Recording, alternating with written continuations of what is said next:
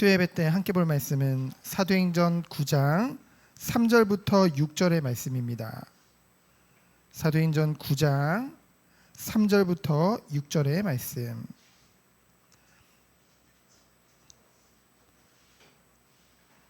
우리 다 같이 합독하도록 하겠습니다.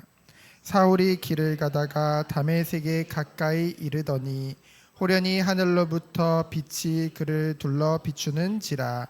땅에 엎드려져 들음에 소리가 있어 이르시되 사울아 사울아 내가 어찌하여 나를 박해하느냐 하시거늘 대답하되 주여 누구시니까? 이르시되 나는 내가 박해하는 예수라. 너는 일어나 시내로 들어가라. 내가 행할 것을 내게 이를 자가 있느니라 하시니. 아멘.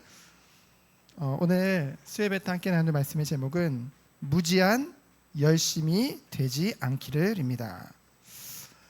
이제 이 예수님이 약속대로 십자가에서 죽으시고 부활하신 후에 승천하시며 남겨진 제자들에게 언약하셨죠. 어떤 언약을 주셨습니까? 지상 명령이죠. 사도행전 1장 8절입니다.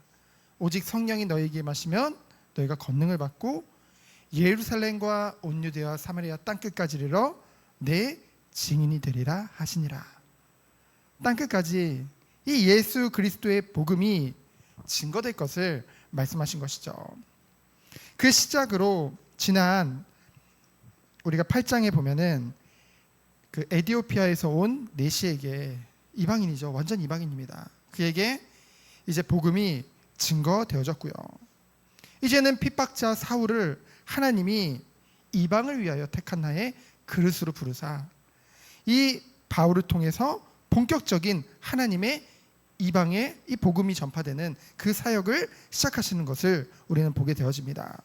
그래서 오늘 우리는 사도행전 9장 다 읽지 않았지만은 1절부터 9절까지 어떤 장면입니까? 핍박자 사울을 부활의 주님이 찾아오사 그가 죄인임을 깨닫고 주 앞에 회심하는 그 장면입니다.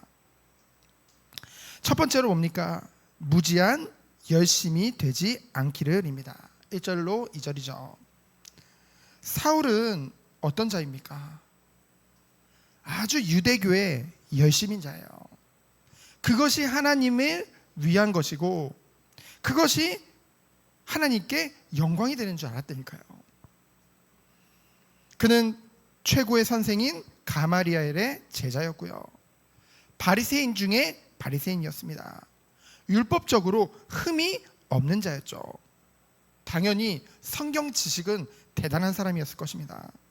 하지만 그는 무지했어요. 아니 이렇게 많은 것을 알고 있는데 그 시대 최고의 학문까지 다 알고 있는데 여러 가지 언어도 가지고 있는데요. 그 배경이 어마어마한데 왜 무지한다고 할까요? 무엇에 무지했습니까? 그는 정말로 하나님을 잘 믿는다고 생각했지만은 사실은 하나님에 대해서 무지했어요. 말씀에 대해서 무지했던 것이죠. 여러분, 우리가 정말 하나님의 뜻을 위해서 하나님의 영광을 위해서라는 말을 많이 쓰잖아요. 그러려면은 뭡니까? 먼저 하나님을 만나야 돼요. 하나님을 알아야 된다는 것이죠. 하나님을 어떻게 만날 수 있습니까? 성경에는 신약과 구약과 신약에 유일하게 하나님 만나는 길은 누구예요? 중보자 되시는 예수 그리스도죠. 그는 열심이었지만은 그 모든 것들이 하나님을 위한 것이라고 생각했지만은 결국은 그 예수 그리스도를 몰랐기 때문에, 그 예수 그리스도를 믿지 않았기 때문에 결국은 하나님이 원하지 않는 그 방향대로 삶의 열심을 했던 것이죠. 제가 그냥 오늘 소파에 앉아가지고 구원의 확신 책을 오랜만에 그냥 원래 한번 읽었는데 한번 그냥 읽어서 딱 폈는데 그 장면이 나오는 거예요. 어떤 사람이 교회도 열심히 다니고 자신이 정말 마음에 감동돼서 막 헌신도 많이 하고요. 그래서 막 우리식으로 말하면 다음 세대를 위한 센터도 세우고요. 근데 그가 죽었는데 깨보니까 어디예요? 지옥인 거예요. 저는 그 장면을 보면서 이게 무엇을 말할까 라는 생각을 하게 되었거든요. 오늘 말씀을 통해 우리가 정말로 무지한 열심이 되지 않기를 원합니다. 그는 열심이었어요. 무엇에 열심이었습니까? 기독교인들, 특별히 그리스도인들을 핍박하고 죽이는 것에 열심이었어요. 왜냐하면은 그는 유대교가 진리라고 생각했거든요. 이게 맞다고 생각했거든요. 그러니 이것이 하나님의 계획이라고까지 생각을 했던 거예요. 그래서 오늘 말씀해 보니까 어땠습니까? 2절에 보면은 1절 2절에 보면은 1절에 위협과 살기가 등등했다고 했죠. 누구에 대해서요? 주의 제자들에 대해서. 그러면서 회당에서 공문을 받아서 남녀를 막론하고 다 결박시켜서 예루살렘으로 끌고 가려고. 그렇죠? 그래서 앞장서서 핍박자들 앞에 앞장서서 사울이 나서서 그들을 이끌으면서 잡으러 다녔다니까요. 핍박하고. 그는 분명 그렇게 생각했을 것입니다. 이 모든 것이 하나님을 위한 거다. 저희도 주변의 사람들 많이 보잖아요. 하나님 앞에서라는 말도 많이 쓰고요. 이것이 하나님 뜻이고 하나님 계획이고 하나님의 시간표이기 때문에 내가 이렇게 했다. 근데요, 그 모든 것 이전에 그 모든 것이 무지한 열심이 되지 않기 위해서는 가장 중요한 것은 무엇입니까? 하나님을 정말 잘 알아야 된다는 것이죠. 바로 알아야 되는 것입니다. 무엇을 통해서만 알 수 있어요? 기록된 복음인 말씀을 통해서. 그리고 또 성육신한 예수 그리스도를 통해서만 우리는 하나님을 알고 만날 수 있는 줄 믿습니다. 그래서 우리는 정말 예수 그리스도를 알 때 우리에게 오는 은혜가 무엇입니까? 주님을 본받아 주님을 닮기를 원하게 되어진다는 것이죠. 저는 처음에는 우리 성도님들에게 또는 우리 청년들에게 같이 모이면은 교리 공부를 할까 이런 생각을 많이 했었어요. 근데 제가 요즘 교리 공부를 열심히 합니다. 열심히 하는데 근데 하나님이 마음에 주신 게 뭐냐면은 저는 열심히 해야 된다는 거죠. 저는 열심히 해야 되는데 성도님들에게 중요한 것은 말씀이다. 그래서 뭐냐면은 제가 교리 공부를 열심히 하는 이유는 뭐예요? 하나님의 말씀을 우리 성도님들에게 올바르고 바르게 전달하기 위해서. 그러면 사람들은 그럴 거예요. 아니 그냥 성경만 가지고 성경만 연구하면 되지. 근데 교리가 성경을 연구하는 거예요. 따로 볼 수가 없는 거거든요. 근데 사람들은 교리는 사람이 만든 거 아니야? 교리는 사람이 연구해서 만든 거 아니야? 라고 생각을 하지만은 물론 우리의 유일한 교과서요, 유일한 하나님의 말씀은 성경이죠. 하지만 하나님의 은혜를 받은 자들이 정말로 이제 초대교회 때부터 쭉 이 기독교의 역사 속에서 많은 교부들이 있었고요. 그들이 하나하나 정리한 것이거든요. 그러니 어쩌면은 하나님의 계획과 뜻을 정말로 잘 알 수 있는, 그래서 교리 공부를 통해서 저는 이 성경에 대해서 더 깊이 알 수 있는 그런 것을 많이 발견하게 되어지거든요. 그래서 성도님들도 교리 공부를 하면 좋고 유익합니다. 하지만 더 중요한 것은 뭐예요? 하나님의 말씀인 성경을 알아야 된다는 것이죠. 그래서 하나님을 알아야 뭡니까?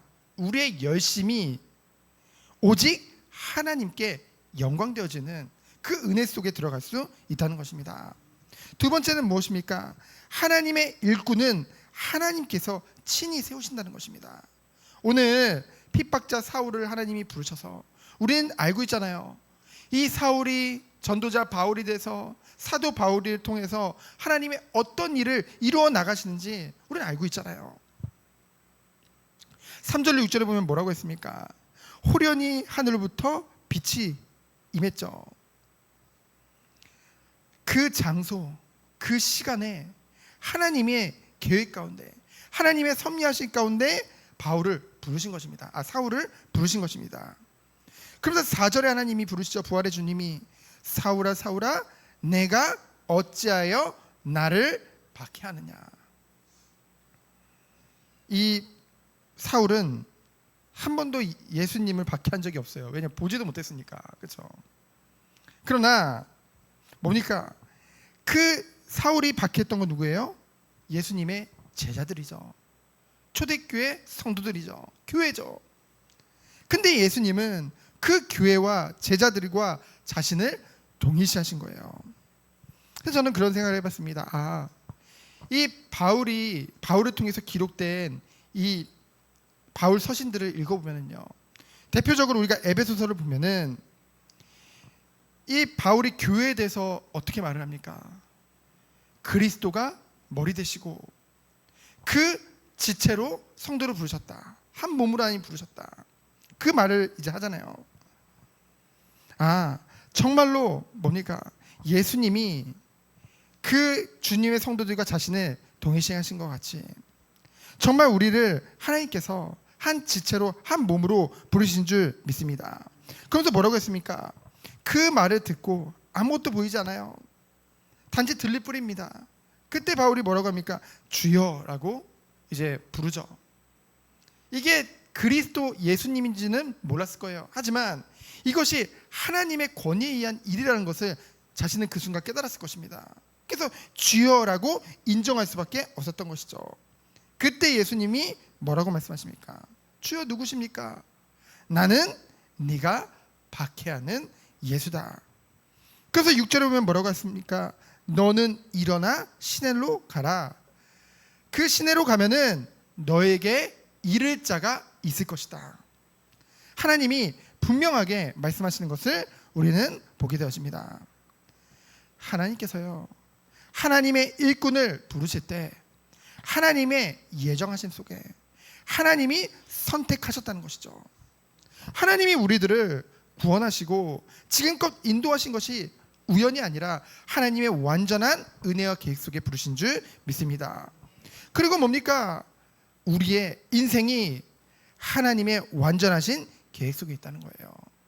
우리 각 사람 위에 임하고 우리 한 사람 한 사람을 통해 소원을 두고 행하신다는 것입니다. 그것을 뭐라고 해요?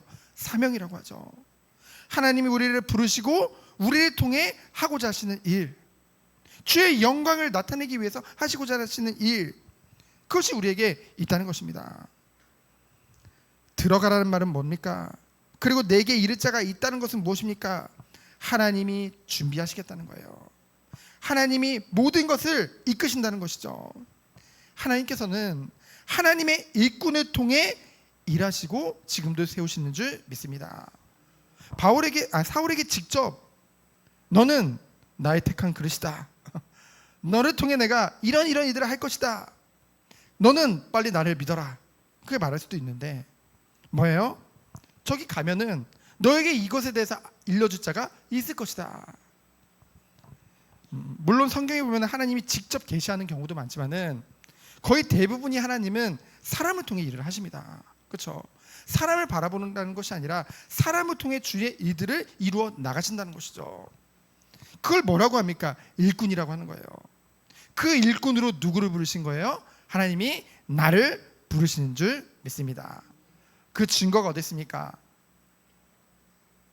이 평일날 이 시간에 이 예배의 자리에 있다는 것, 그것이 가장 큰 증거인 줄 믿습니다. 세 번째 뭡니까?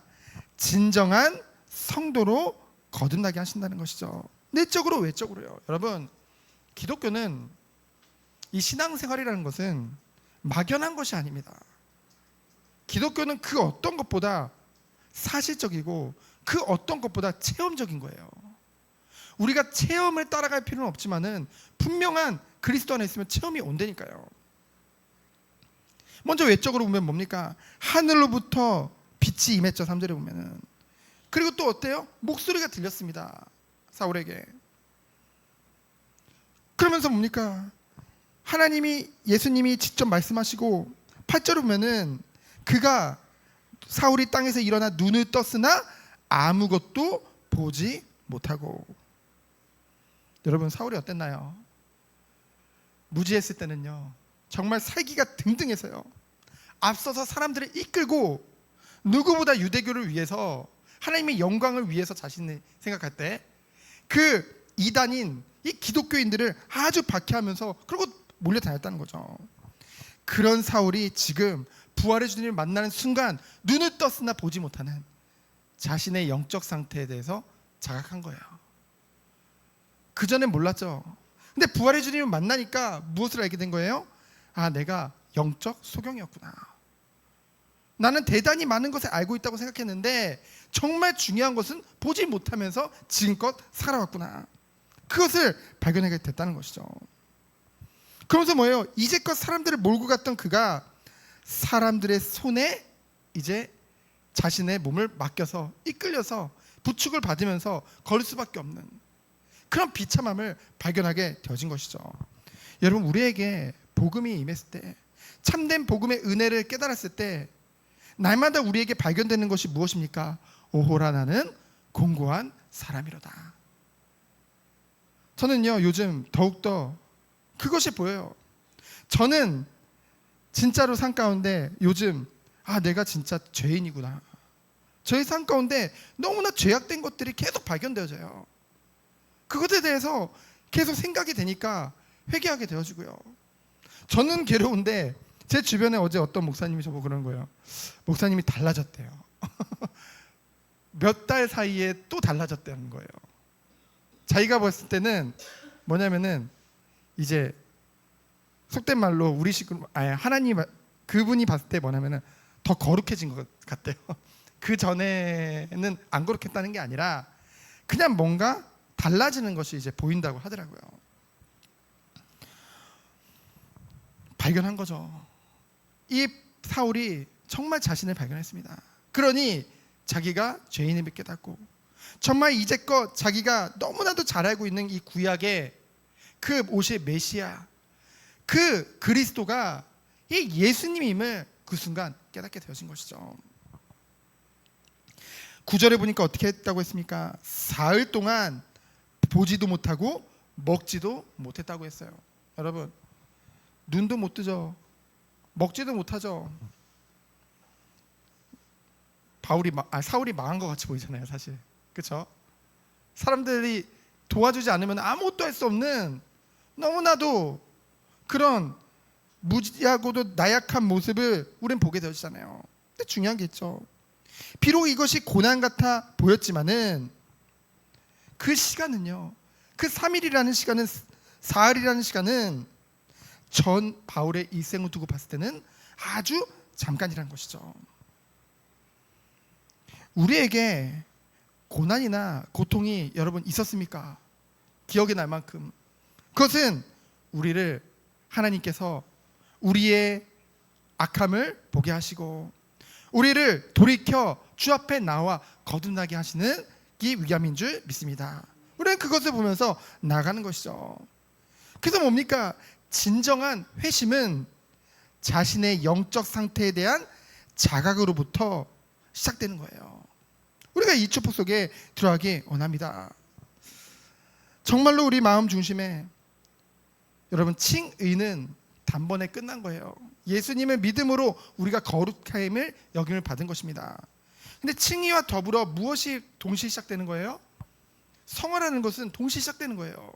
우리가 칭의 받고 성화되는 게 아니라 그거는 앞뒤를 우리가 순서를 말할 수 있는 것이 아닙니다. 동시에 시작되는 거예요. 그리스도 안에서. 그러나 뭐예요? 점진적으로 우리가 어린아이 같은 신앙에서 어른과 같은 장성한 자로 우리가 날마다 세워져 나가는 것이죠. 언제 완성됐을까요? 이 땅에서의 완성 안 되고 정말 우리가 주님 오시는 그날 부활의 몸을 입었을 때, 그렇죠? 영육간에 완전히 성화되어지는 축복이 우리에게 오는 줄 믿습니다. 그래서 하나님이 정말 우리를 지금 인도하시는 것을 우리 날마다 보게 하시죠. 마치 사울을 택하시고 부르신 것 같이 그 이후에 바울의 삶은 어땠습니까? 잠시 그 고난 고통 지나가고 그 악했던 과거 이제 지나가고 바울은 그것을 봤기 때문에 그런 자신들의 과거가 있었기 때문에 고백을 합니다. 나는 죄인 중에 괴수다. 나는 하나님의 은혜 없이는 그 어떤 것도 할 수가 없다. 나는 지금도 나는 끊임없이 싸우고 있다. 그것을 고백할 수밖에 없다는 것이죠. 근데 중요한 거는요, 바울은 비록 그런 고백을 하지만은 그 이후에 바울의 삶을 보면은 뭡니까? 두 글자가 떠오르죠. 바로 순종의 삶입니다. 정말 부활의 주님을 만나고 회심한 바울은 뭐예요? 오직 그리스도께 순종하는 삶을 살아가는 것을 우리는 보게 되어지죠. 그의 뜻대로, 그의 계획대로가 아니에요. 성령이 인도하신 대로, 성령께서 막으시면 가지 않고, 그렇죠? 성령의 인도하심대로 순종하며 나아가는 것을 우리는 보게 되어집니다. 그래서요, 결론적으로 진정 은혜를 체험한 자의 표징이 무엇입니까? 바로 순종인 줄 믿습니다. 진정 우리가 은혜를 받았다고 한다면은, 정말 하나님의 최고의 축복을 받았다고 한다면은, 하나님을 우리가 알면 알수록, 예수 그리스도를 믿으면 믿을수록 하나님을 향한 우리의 사랑은 커질 수밖에 없고, 주님을 경외할 수밖에 없고, 그러면 우리에게 오는 것은 무엇입니까? 우리의 삶의 이유가 뭐예요? 오직 하나님께 영광이라는 것이죠. 그러니 하나님의 말씀에 순종할 수 있는 것입니다. 그러니 때로는 고난이 오더라도 순종할 수 있는 거예요. 심지어는 죽음 앞에서도 우리는 순종할 수 있는 것이죠. 이 은혜 속에 정말 승리하는 우리 모든 선도님들 되어지기를 예수 그리스도 이름으로 축원드립니다. 시간 기도합니다. 하나님 감사합니다. 그리스도를 더욱더 깊이 아는 우리 모든 선도님들로 주께서 축복하여 주옵소서. 살아계신 예수 그리스도 이름으로 기도합니다. 아멘.